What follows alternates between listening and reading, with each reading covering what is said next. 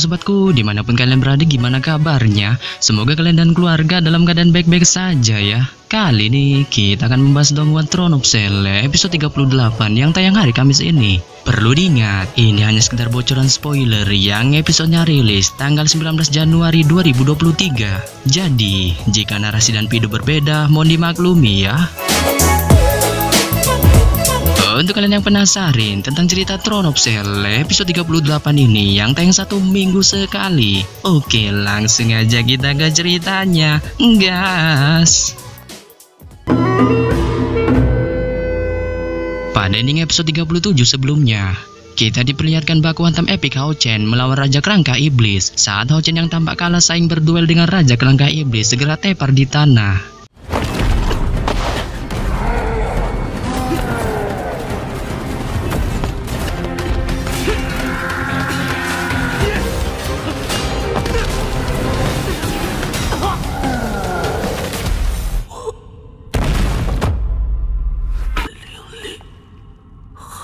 Yang mana setelah menjadikan Hao Chen samsak tinju, penyihir mayat kemudian memerintahkan Raja Kerangka Iblis untuk menghancurkan gua evolusi Hao Yue. Ditambah lagi dengan serangan barbar yang terus diluncurkannya ke arah cangkang evolusi Hao Yue. Tetapi pada saat yang sama, ketika penyihir mayat masih terus membombardir Hao Yue, segel di dahi Hao Chen tiba-tiba aktif, diikuti dengan dejavu awal pertemuannya dengan Hao Yue. Yang hal ini membuatnya segera memasuki alam sadarnya dengan bertemu siluet iblis Hao Yue saat kekuatan di tubuhnya secara mengejutkan tiba-tiba melonjak, sehingga pada saat yang sama ketika Raja Kerangka Iblis akan menghancurkan cangkang evolusi Hao Yue, tiba-tiba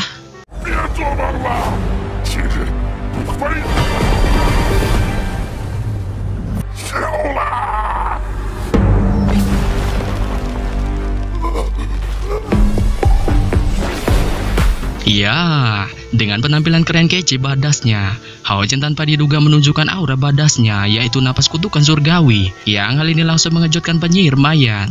Saat ia segera memerintahkan Raja Kerangka Iblis untuk menanduk Hao Chen. Akan tetapi dengan aura OP-nya, Hao Chen dengan mudahnya menghindari serangan Raja Kerangka Iblis, yang hal ini membuatnya merasa gabut dengan segera meruntuhkannya. Sehingga pada saat yang sama, melihat perubahan gila yang terjadi pada Hao Chen, penyihir mayat langsung terkena mental saat ia segera ngibrit kabur dengan niatkan menggagalkan evolusi dari Hao Yue. Akan tetapi Hao Chen segera menghentikannya dengan paksaan kutukan surgawinya, yang hal ini membuat Hao Chen segera menghabisinya dengan pedang badasnya. Nah, ini dia bocoran spoilernya. Setelah Hao Chen menghabisi penyihir mayat, tiba-tiba dan tanpa diduga, para besti-besti penyihir mayat, yaitu para penguasa dunia kematian, secara mengejutkan datang dan menantang Hao Chen. Saat berbaku hantaman epik segera terjadi di dunia kematian dengan Hao Chen melawan Solo versus sekuat. Akan tetapi se-OP-OP-nya musuh di serial Donghua, mereka pada akhirnya kalah juga melawan MC. Saat Hao Chen dengan mudahnya menghabisi para penguasa dunia kematian ini dengan aura badasnya.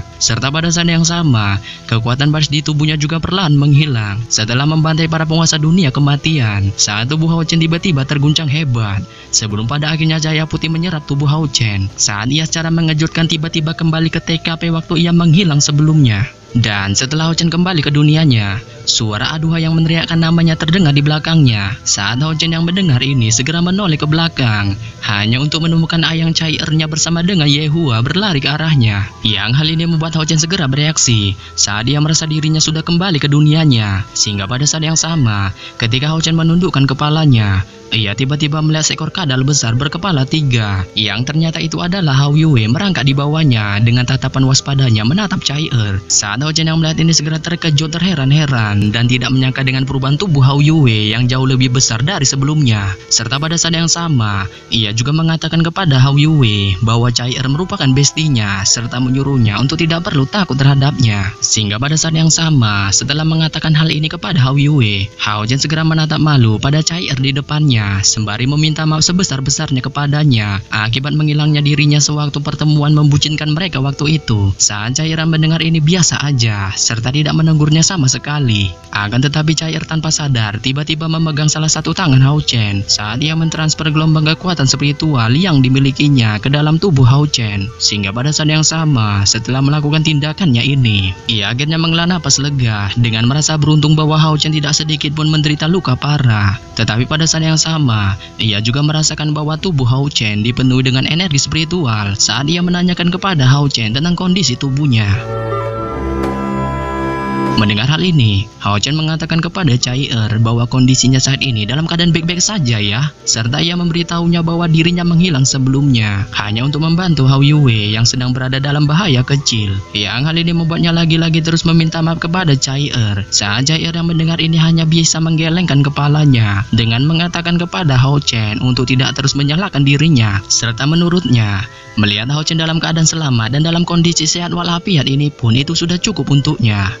Anjay. Sehingga pada saat yang sama, setelah Cai Er mengatakan hal membucinkan ini, Ye Hua di sebelahnya tanpa diduga tiba-tiba memunculkan jiwa kekepoannya dengan melihat tubuh besar Hao Yue dengan keheranan di wajahnya saat ia menanyakan kepada Hao Chen apakah makhluk besar ini memanglah Hao Yue. Yang pada dasarnya mendengar pertanyaan dari Ye Hua, Hao Chen pun perlahan mengangguk dengan memberitahunya bahwa Hao Yue sudah melakukan evolusi. Yang hal inilah membuat perubahan terjadi pada tubuhnya. Serta pada saat yang sama, setelah memberitahu hal ini kepada Ye Hua, Hao Chen yang tampak merasa gabut dengan percakapan ini pun kemudian mengajak Ye Hua serta Cai Er untuk kembali ke penginapan. Sehingga pada saat yang sama, setelah Hao Chen memasuki kamarnya, Hao Yue dengan tubuh besarnya merangkak di dalam ruangan saat Hao Chen yang melihat ini menyuruhnya untuk rebahan di luar. Akan tetapi apapun yang diperintahkan Hao Chen kepada Hao Yue tidak digubrisnya sedikit pun. Malah sebaliknya tiga kepala besarnya hanya mengganggu Hao Chen dengan matanya menunjukkan raut wajah gemoy. Yang hal ini membuat Hao Chen dengan lembut membelai wajah tiga kepalanya sembari mengatakan kepadanya untuk tidak melakukan tindakan tululnya. Serta pada saat yang sama, setelah malam terus berlalu, ketika Hao Chen hendak memasuki kondisi pelatihannya setelah membersihkan seluruh tubuhnya, ia terkejut melihat Hao Yue masih rebahan dengan nyenyak. Yang hal ini disebabkannya akibat kondisi tubuhnya yang saat ini sangat lemah akibat kehabisan energi selama evolusinya sebelumnya. Akan tetapi sebelum Hao Yue memasuki kondisi rebahannya ini, ia juga memberitahu Hao Chen bahwa sebiji kepala yang baru lahir di kepalanya memiliki atribut elemen angin. Yang hal ini menyebabkan Hao Chen memberinya nama hijau kecil sama seperti warna matanya.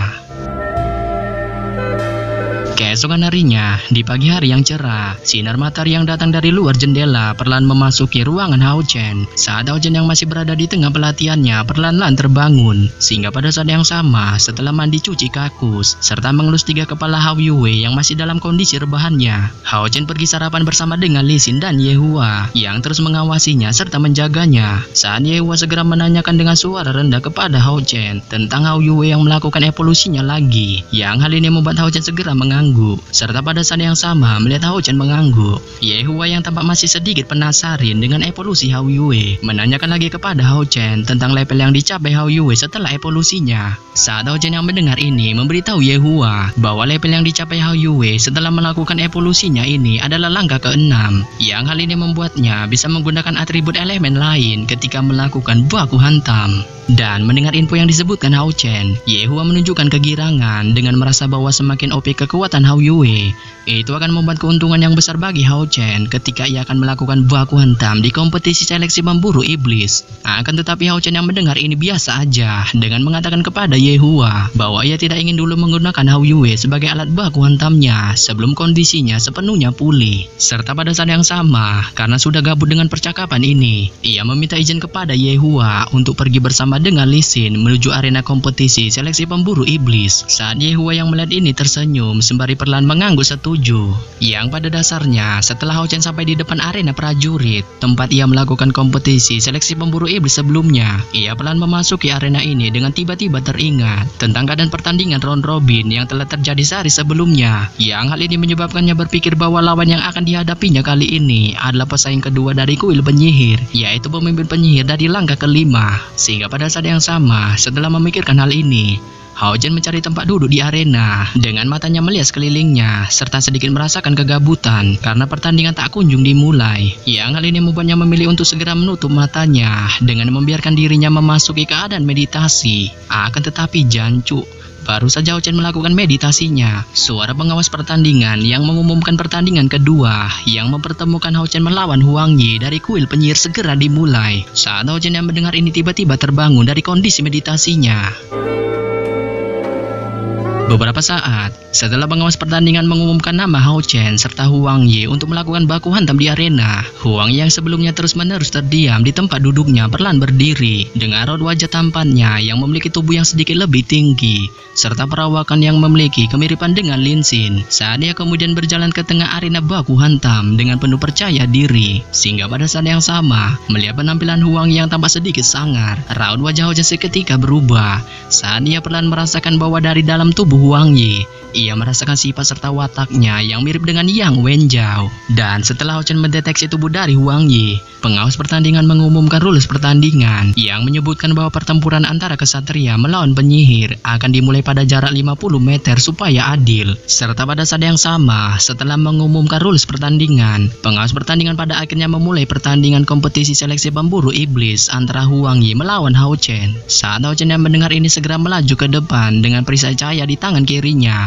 serta pedang api di tangan kanannya, sehingga pada saat yang sama setelah melihat peralatan yang dimunculkan Hao Chen, Huang Yi tampak biasa aja dengan gerakan lincahnya saat sebuah tongkat kecil muncul di tangannya.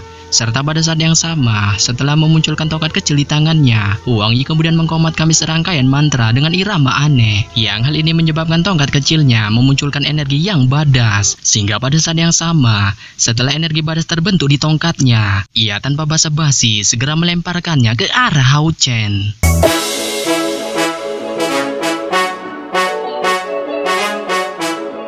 Yap.